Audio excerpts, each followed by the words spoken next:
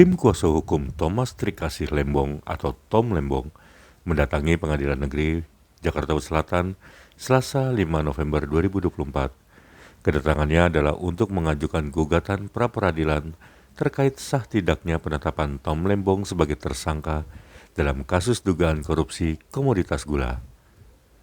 Hal ini diungkapkan Ari Yusuf Amir selaku pengacara Tom Lembong di Pengadilan Jakarta Selatan Selasa 5 November 2024. Terima kasih kawan-kawan sekalian, selamat siang semuanya.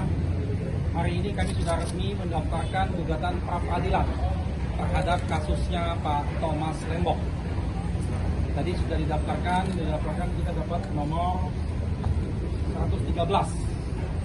Ya, dan dalam proses nanti kita akan dipanggil sidang dan melaksanakan persidangan. Nah, dalam proses pra-peradilan ini kami mengajukan beberapa hal yang poin pokoknya nanti disambung oleh Pak Zaid. Yang pertama adalah tentang kami mempermasalahkan penetapannya sebagai tersangka. Ya, di situ banyak sekali poin-poin pembahasannya itu. Antara lain misalnya tentang pada waktu proses penetapan sebagai tersangka tidak memiliki dua alat bukti yang cukup. Sampai saat ini kita tidak mengetahui alat bukti apa yang dimiliki oleh pihak kejaksaan sehingga menetapkan Pak Thomas Lembong sebagai tersangka. Seharusnya itu bisa di-share ke publik dan secara transparan bisa diketahui. Selama ini hanya diberitahukan bahwa masalah impor gula. Nah, tindak pidana korupsi dalam impor gula di Kementerian Perdagangan periode 2015 sampai dengan 2023. Coba lihat. Ya. Di sini disebutkan.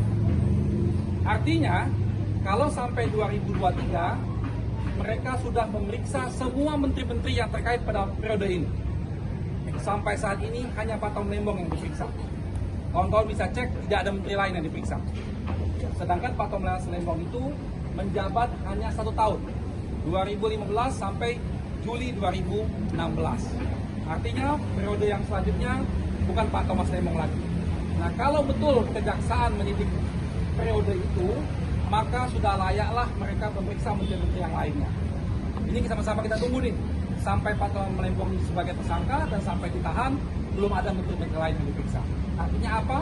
Silakan diterjemahkan dulu. Lalu selanjutnya kaitan tentang kerugian negara. Selalu dikatakan bahwa ini sudah ada temuan BPK, kerugian negara.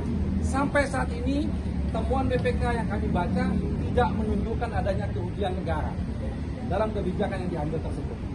Ada beberapa hal yang salah dan diminta diperbaiki untuk menegur Dirjen Perdagangan Luar Negeri dan Direktur Impor. Hanya sebatas itu. Jadi kalau dikatakan kerugian negara dari mana? Karena pasal 2 dan pasal 3 Undang-Undang Korupsi itu delik material yang betul-betul harus dijelaskan secara limitatif tentang actual loss, kerugian negaranya. Nah, sampai saat ini kerugian negara yang dimaksud belum jelas. Katanya ada angka 400 miliar, temuan dari siapa? Bagaimana temuannya? Karena dalam putusan Mahkamah Konstitusi sudah dijelaskan, tidak boleh lagi dalam menyidik perkara korupsi disebutkan tentang potensial loss, itu tidak boleh lagi. Tapi harus actual loss, kerugian yang nyata. Lalu